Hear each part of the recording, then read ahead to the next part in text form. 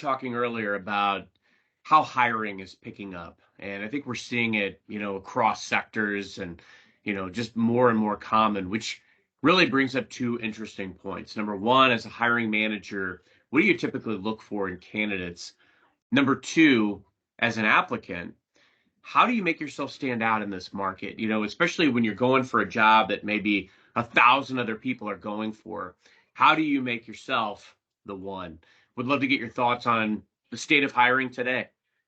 Yeah, good to be back with you and to talk a little bit about the state of hiring. I was just recently got a new job, so I've been in the thick of it.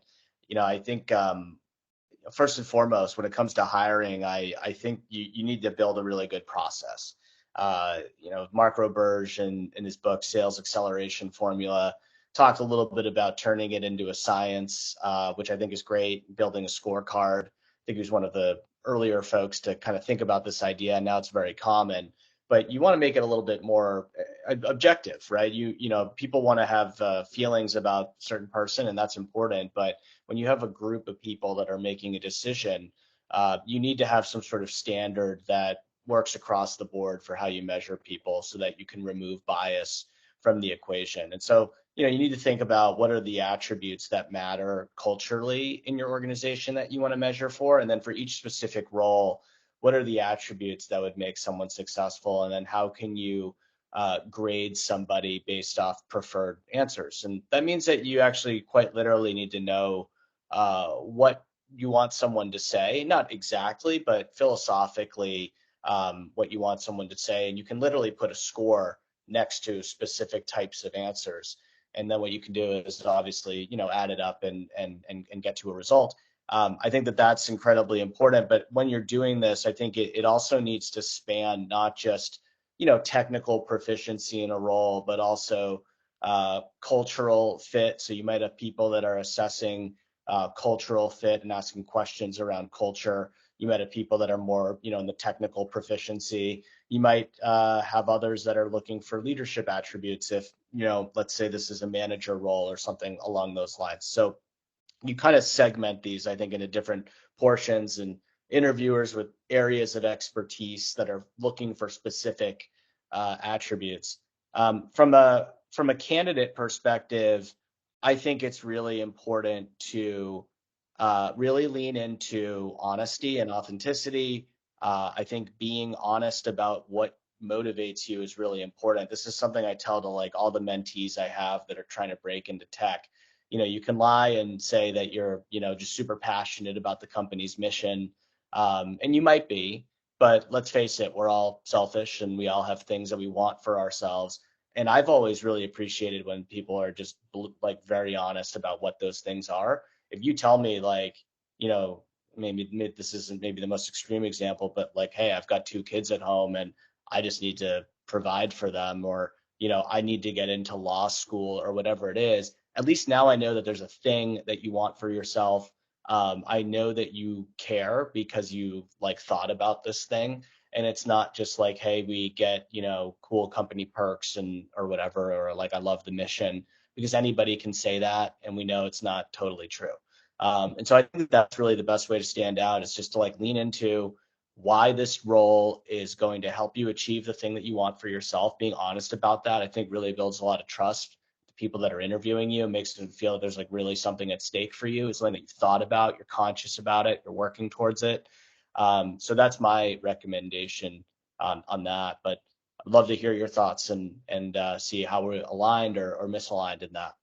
Yeah, Jeff, I love it. I think about this from, again, the two lenses. And number one, as a hiring manager and, recently made a couple of hires, what I was most looking for was de-risk the decision for me. Who can I put into a position where the ramp is going to be relatively low and the people have relevant experiences that they can bring to bear that will serve them well in this role.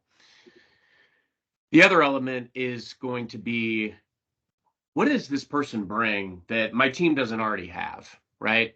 I think we're always looking for a multifaceted team. When I look at my team today as an example, I've got certain people that have different strengths. One may be super, super analytical. One may bring this really strategic deal perspective. But whatever it is, you want to look at, from this candidate pool, who's going to bring something I don't necessarily have today that can step in and be relatively low ramp? Who's going to de-risk the decision? And I think that plays really well in too if you're the applicant. You want to de-risk the decision for the hiring manager. We talk a lot on this show about, how can you play the probability and odds game? And if you're looking for a role right now, it's challenging because, you may be one of hundreds or 1,000 people that are going out for the job that you're going for. And a lot of the jobs that get posted, frankly, they may already have somebody in mind. They may have an internal referral that is going to move to the head of the class because that's a low risk decision for that hiring manager. And that's why, there's an old adage, you're interviewing for your next job right now. And I think there's some truth to that because the reality is the things that you're doing right now to either get on the radars of other people that might have an opening later this year, next year, whatever the case may be, those things matter. I sponsor some folks, I mentor some folks, but I sponsor some folks that when you think about the role that a mentor, a sponsor, and your manager can have in your career trajectory, those are very important, right? A sponsor is somebody who's going to stand up and say, I vouch for this person. They should be considered for this role. And the role of a sponsor is really important. You want to find these people that can sponsor you because that helps de-risk the hiring manager's decision. If I'm a hiring manager and I've got 1,000 applicants for a role, that's a tough call. It's tough to comb through all that and find the relevant skills because a lot of these resumes, they look very similar. Right. So from an applicant perspective, what are you doing to stand out? Are you using video? Are you using a career walking deck? Are you doing informationals with potential hiring managers, even if they don't have a role open today, so that you can get on their radar? Are you shadowing people that do the job that you want to do so that you know everything about that role that you can? Those are the things that I think are going to help an applicant set out, stand out from the pack.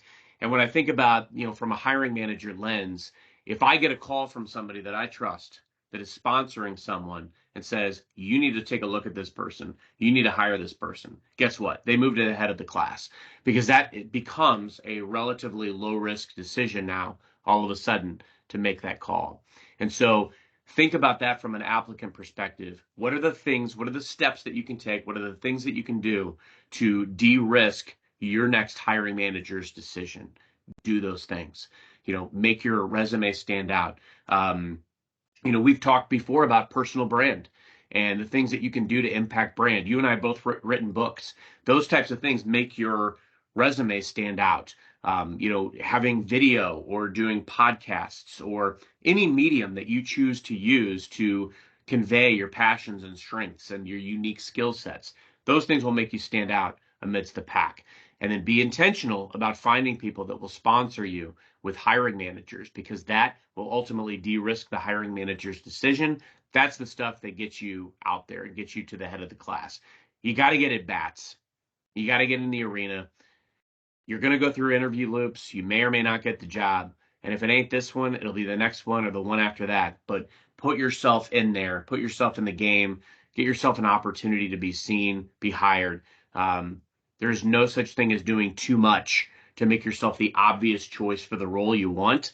And even when you're the obvious choice, doesn't mean you're going to get it. But if you're the obvious choice enough times, you will. Love it. I love it. I also like the idea of the video. Video is a great way to stand out. Not a lot of people are doing that, but it's something that really puts a face to the name. Going out of your way to put time in to do something like that takes 30 seconds, but it goes a long way. So I love those ideas.